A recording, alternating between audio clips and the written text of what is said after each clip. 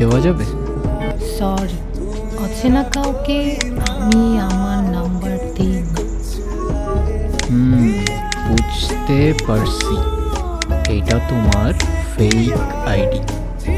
Fake ID মানে? Reply দিব না এখন। ওই হ্যালো, রিপ্লাই করো না কেন? এখন কেমন লাগে? দেখো, আমার কিন্তু মেজাজ খারাপ করো না, ভালো হবে না বলে দিলাম। এই তোমার নাম্বার তো, আমি কল দিচ্ছি। সরি, অচেনা কাউকে আমি আমার নাম্বার দিই না। দেখো, আর মেজাজ খারাপ করো না আমার। তোমার কিন্তু আমার রাগ সম্পর্কে ধারণা নাই। ওরে বাবা, ভয় পাইছি অনেক। আচ্ছা, এই নাও।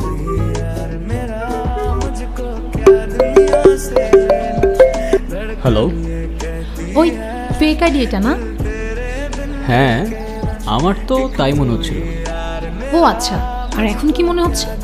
এখন তো মনে হচ্ছে হয়তো রিয়েল আইডি। এখনো হয়তো?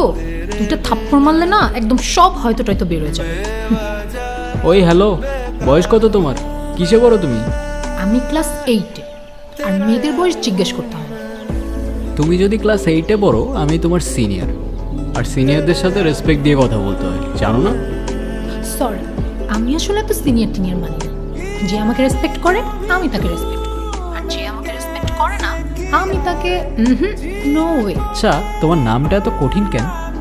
মৃত্তিকা। মৃত্তিকা কঠিন হলে তুমি একটা নাম দিয়ে দাও।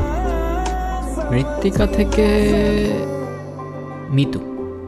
হ্যাঁ, তোমাকে আজকে থেকে আমি মিতু বলে ডাকবো, ওকে? মিতু নামটা কিন্তু অনেক কিউট আছে। এরপর থেকে অলমোস্ট প্রতিদিন ওর সাথে কথা হতো। এক প্রান্তে আমি আর এক প্রান্তে মিতু, দুজনের সাথে কথা না বলে একটা দিনও থাকতে পারতাম না। কিন্তু একদিন বিকালে হঠাৎ করেই মিতু কল ধরছিল না। ওই দিন যে কি টেনশন হচ্ছিল ভাই। হ্যালো মিতু, তুমি ঠিক আছো? তোমার কিছু হয়নি তো? না, কি হবে আমার? কালকে সারাদিন তোমার ফোন বন্ধ ছিল। কেন? প্রত্যেক দিন যে কল দিতেই হবে এমন কোনো মানে আছে নাকি? হঠাৎ এভাবে কথা বলতেছো যে? আচ্ছা বাদ দাও, কালকে কল দিতে পারি নাই এর জন্য চাও সরি। ইটস ওকে, সরি বলতে হবে না। আমার সাথে দেখা করবা? করবো। কোথায় আসবো বলো? আরে মজা করছি, রসুলপুর এটা, এত দূর আসতে পারবা তুমি? বোকা। আমি আসবো, কালকেই আসবো আমি। আচ্ছা রাখলাম, মা আসতেছে। আমি আজকে স্কুল যাবো না ভাই। তো কই যাবে? রসুলপুর, মিতুর সাথে দেখা করতে। কি কস, পাগল লাগেছিস তুই? একা একা রসুলপুর কেমনে যাবো? কেমনে যাবো জানি না ভাই, কিন্তু যাইতে আমার আজকে হবেই। তুই শুধু আমার একটা কাজ করে দিতে পারবি? কি কাজ? প্রেজেন্টটা দিয়ে দিস, নাইলে জালাল স্যার আবার বাসায় কল দিয়ে নালিশ করবে। ওকে দিমুনে, যা। মিতু দেখা করতে আসবে কিনা জানি না, কিন্তু আমি ঠিকই চলে আসলাম রসুলপুর। জীবনে প্রথম একা আর এত দূরে আসলাম। আসার রাস্তাটা খুব একটা কঠিন না হলেও বেশ কাঠখড় বেরিয়ে আসতে হয়েছিল। মিতুর দেওয়া বর্ণনার মতো প্রত্যেকটা জিনিস রসুলপুরের সাথে মিলে যাচ্ছিল। রসুলপুরের সবুজ রাস্তাটা কোন দিয়ে বলতে পারেন? ওই যে ওই দিকেই সবুজ রাস্তা। জীবনে প্রথমবার আসলেও কেন যেন জায়গাটা খুব চেনা চেনা লাগছিল। বোকার মতো এসে তো বললাম, এখন মিতুর সাথে দেখা কিভাবে হবে সেটার ব্যাপারে ঠিক আইডিয়া ছিল না। আপনারা ভাবতে পারেন একটা কল দিলেই তো হয়, রাইট? আমার কাছে ফোন থাকলে তো দিব।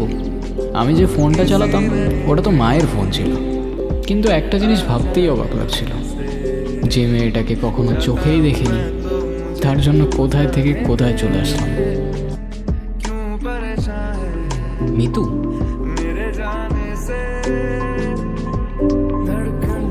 সানি, হ্যাঁ কেমন আছো? এই তো আলহামদুলিল্লাহ। তুমি? ভালো। তুমি জানলা কিভাবে আমি এখানে থাকবো? মেয়েরা সব কিছু জানতে পারে। ये कहती है दिल तेरे बिन धड़के ना, एक तू ही यार मेरा, मुझको क्या दुनिया से लेना। धड़कन ये कहती है दिल तेरे बिन धड़के ना, एक तू ही यार मेरा, मुझको क्या दुनिया से लेना। ये कहती है दिल तेरे बिन धड़के ना, एक तू ही यार मेरा, मुझको क्या दुनिया से लेना। धड़कन ये कहती है दिल तेरे बिन धड़के ना, एक तू ही यार मेरा, मुझको क्या दुनिया से लेना।